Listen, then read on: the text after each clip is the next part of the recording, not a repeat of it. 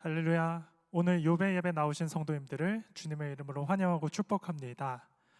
오늘 우리가 함께 볼 말씀은 창세기 6장 5절에서부터 8절까지의 말씀입니다. 창세기 6장 5절에서 8절 말씀 제가 읽어드리겠습니다.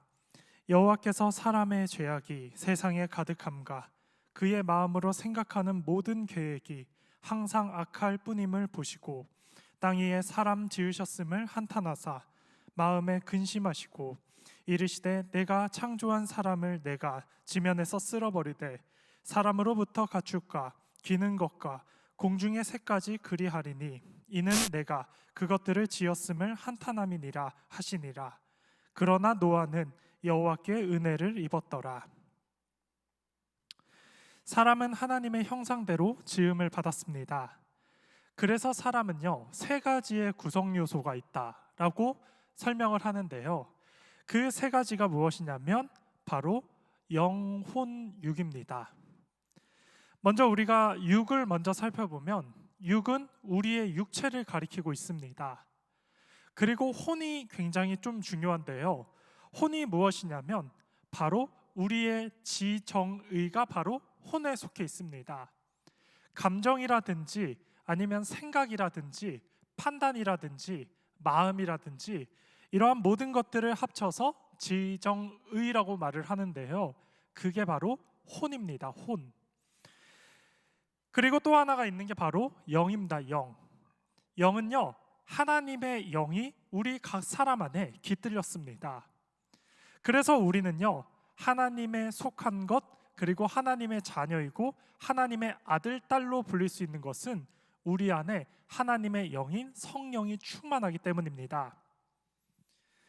여러분, 그러나 우리가 살다 보면요, 영을 쫓아서 살아야 할 때가 굉장히 많지만 때로는 우리가 영을 놓치고 육을 쫓아서 살아갈 때가 더 의외로 많다는 사실을 돌아보게 됩니다. 갈라디아서 6장 8절은 이렇게 기록합니다. 자기의 육체를 위하여 심는 자는 육체로부터 썩어질 것을 거두고, 그러니까 우리가 육체를 위해서 살다 보면 육체의 썩을 양식을 구하는 것이고 또 그 썩어질 양식을 통해서 사는 게 바로 사람의 존재가 아니다라고 가리키고 있습니다. 갈라디아서 5장 17절에도 이렇게 기록합니다. 육체의 소욕은 성령을 거스르고 성령은 육체를 거스르나니 이 둘이 서로 대적하므로 너희가 원하는 것을 하지 못하게 하려 함이니라. 우리 안에 있는 그 세 가지의 요소 중에 육적인 모습과 성령의 모습, 영의 모습이 서로 싸웁니다. 그래서 우리가 육을 쫓아 살아가게 되면 성령이 잠식되고 우리가 썩어질 양식을 구하며 살아가는 몸으로 바뀔 수밖에 없고, 또 반대로 우리가 영을 쫓아 살아가게 된다면 육을 벗어나서 하나님의 영으로 성령 충만한 모습으로 살 수 있다라고 가리키고 있습니다. 근데 분명한 것은 성경은요, 영을 쫓아 살아야 한다라고 분명하게 말하고 있습니다. 네, 오늘 본문에 보면요, 창세기 6장에 보면 두 후손이 나타납니다. 두 후손을 통해서 인류가 변화하고 발전하기 시작하는데요. 한 후손은 바로 가인의 후손입니다. 이 가인의 후손의 특징은요, 문화를 발전시키고 문화를 개발하고 또 이 가인의 후손을 통해서 막 영웅들도 등장하고 막 용사들, 막 당시에 막 현모할 수 없는 아이돌 같은 그런 우상들이 이러한 문화를 만든 게 바로 가인의 후손입니다. 그러나 반대로 이 아담의 셋째 아들이었던 셋의 후손들은 하나님의 아들들, 하나님의 자녀들로 성경은 소개하고 있습니다. 그런데 문제가 생깁니다. 이 육적인 삶을 쫓는 가인의 자손들을 통해서 이 셋의 후손들이 가인의 자손들을 보면서 이들도 변질되기 시작합니다. 어떻게 변질되냐면요, 성경을 가만히 살펴보니까 창세기 6장 2절에 보니까 이러한 게 나옵니다. 하나님의 아들들이 이제 이 하나님의 아들들이 딸들의 아름다움을 보고, 여기서 하나님의 아들들이 바로 이 셋의 후손들입니다. 근데 이 셋의 후손들이 누구를 보았냐면 딸들의 아름다움, 바로 가인의 후손들, 자신을 치장하고 자신을 꾸미며 육적으로만 살아가는 가인의 후손들을 보면서 이들 역시도 변질되기 시작합니다. 그래서 원하는 사람들을 자기의 아내를 맞이하는데요.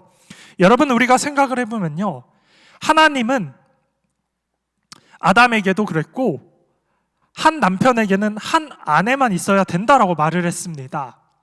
근데 지금 딸들의 아름다움 때문에 서로 시기하고 질투하고 또 전쟁이 일어나고 살인이 벌어지고 약육강식이 일어나고 강한 사람은 많은 아내를 부여하고 또 약한 사람은 아내를 얻지 못하는 그런 변별력 없는 모습에 살아가고 당시의 문화의 특징이었습니다. 근데 문제는 하나님의 아들들이었던 셋의 후손들 역시도 거기에 흡수당하고 있었습니다. 하나님은 이 모습을 보면서 굉장히 안타까워했습니다. 6절의 말씀을 보니까 땅 위에 있는 사람들의 지으심을 한탄했습니다. 마음에 근심했습니다. 그 정도로 하나님이요, 이 땅을 보면서 그 당시의 문화를 보면서 한탄하고 후회했습니다.